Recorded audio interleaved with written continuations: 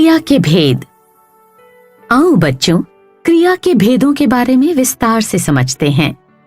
सबसे पहले कर्म के आधार पर विभाजित क्रिया के भेदों के बारे में जानते हैं। कर्म के आधार पर क्रिया के दो भेद हैं, अकर्मक क्रिया, सकर्मक क्रिया। आओ बच्चों, पहले अकर्मक क्रिया के बारे में पढ़ते हैं। अकर्मक क्रिया, जिस क्रिया का फल कर्म पर न पड़कर कर्ता पर पड़ता है, अर्थात वाक्य में जिस क्रिया का कोई कर्म नहीं होता, वह क्रिया अकर्मक क्रिया कहलाती है। इसके उदाहरण हैं, बच्चा हंस रहा है, चैतन्य सो रहा है, सवेरे जल्दी उठा करो, शिवम तेज भागता है। इन वाक्यों में क्रिया का प्रभाव कर्ता पर पड़ रहा है, अर्थात यहां कर्म नहीं है, अतः ये अकर्मक क्रियाएं हैं। अकर्मक क्रिया के बारे में कुछ महत्वपूर्ण बातें हैं। अकर्मक क्रिया की पहचान के लिए क्रिया से पहले क्या, किसे लगाकर प्रश्न किया जाता है। कुछ अकर्मक क्रियाएं हैं, उठना, बैठना, रोना, जागना, आना, जाना आदि। अब हम सकर्मक क्रिया के बारे में जानते हैं। सकर्मक क्रिया, जिस क्रिया का फल कर्म पर पड़ता है, अर्थात वाक्य में जिस क्रिया का कर्म होता है, उसे सकर्मक क्रिया कहते हैं।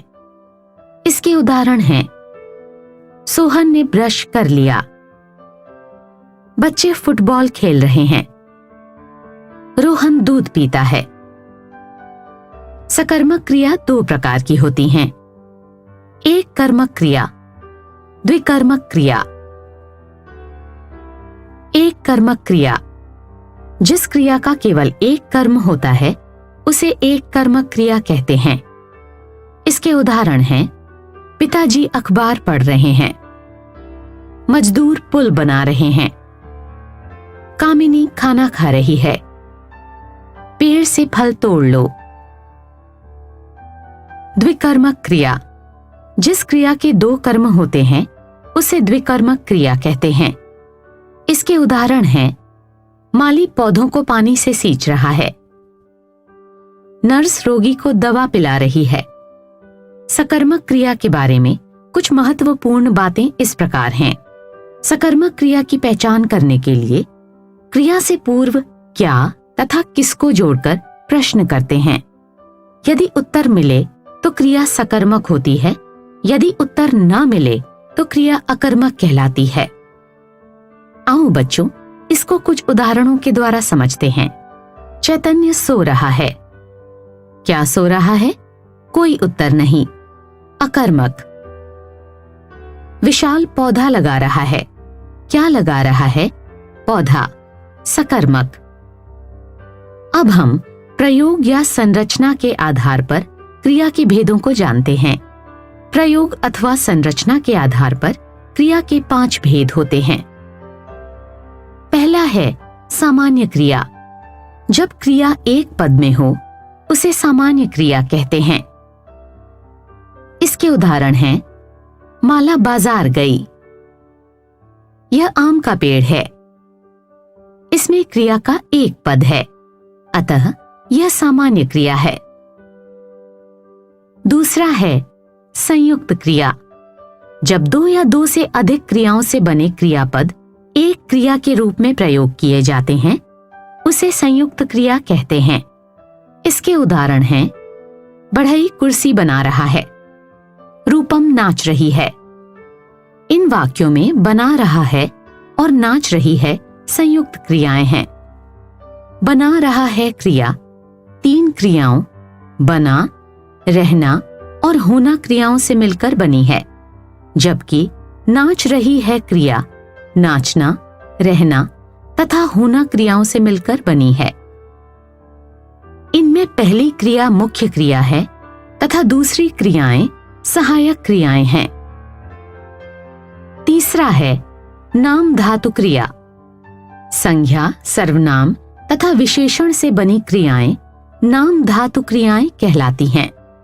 इसके उदाहरण हैं, किराएदार ने मकान मालिक का घर हथिया लिया, मैंने अपनी कमीज रंगवाई। कुछ नाम धातु क्रियाएं इस प्रकार हैं। संज्ञा से नाम धातु क्रियाएं। संज्ञा रंग की नाम धातु क्रिया होगी रंगवाना। संज्ञा हाथ की नाम धातु क्रिया होगी हथियाना। संज्ञा टक्कर की नाम धातु क्रिया होगी टकराना। सर्वनाम से नाम धातु क्रिया। सर्वनाम अपना की नाम धातु क्रिया होगी अपनाना। विशेषण से नाम धातु क्रिया। विशेषण गर्म की नाम धातु क्रिया होगी गरमाना। विशेषण 60 की नाम धातु क्रिया होगी सठियाना।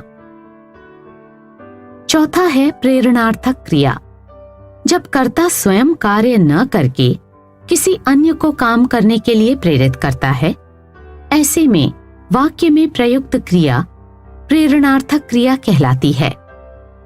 इसके उदाहरण हैं, मां धोबी से कपड़े धुलवाती है। प्रिया तोते को अमरूद खिलाती है। बच्चों, प्रेरणार्थक क्रिया के भी 2 भेद होते हैं। प्रथम प्रेरणार्थक क्रिया, द्वितीय प्रेरणार्थक क्रिया। प्रथम प्रेरणार्थक क्रिया। इस क्रिया में क्रिया के साथ आ जोड़ दिया जाता है। आओ बच्चों, इसको कुछ उदाहरणों के द्वारा समझते हैं। पढ़ जोड़ आ बराबर पढ़ाया। लिख जोड़ आ बराबर लिखाया। सो जोड़ आ बराबर सुलाया। द्वितीय प्रेरणार्थक क्रिया। इस क्रिया में क्रिया के साथ वा जोड़ दिया जाता है। आओ बच्चों, इसको कुछ उदाहरणों के द्वारा समझते हैं। पढ़ जोड़ वा बराबर पढ़वाया। लिख जोड़ वा बराबर लिखवाया। बन जोड़ वा बराबर बनवाया। सामान्य क्रिया दौड़ना की प्रथम प्रेरणार्थक क्रिया दौड़ाना तथा द्वितीय प्रेरणार्थक क्रिया दौड़वाना होगी। सामान्य क्रिया बैठना की प्रथम प्रेरणार्थक क्रिया बिठाना तथा द्वितीय प्रेरणार्थक क्रिया बिठवाना होगी। सामान्य क्रिया बनाना की प्रथम प्रेरणार्थक क्रिया बनाना तथा द्वितीय प्रेरणार्थक क्रिया बनवाना होगी। पांचवा है पूर्वकालिक क्रिया। जो क्रिया मुख्य क्रिया से पहले होती है उसे पूर्वकालिक क्रिया कहते हैं। पूर्वकालिक क्रिया में अधिकतर क्रिया के साथ कर जुड़ा होता है। इसके उदाहरण हैं, बच्चा रो रो कर सोया। रानी पढ़कर खेलने गई। इन वाक्यों में रो रो कर तथा पढ़कर पूर्वकालिक क्रियाएं हैं, क्योंकि ये मुख्य क्रिया से पहले घटित हुई हैं।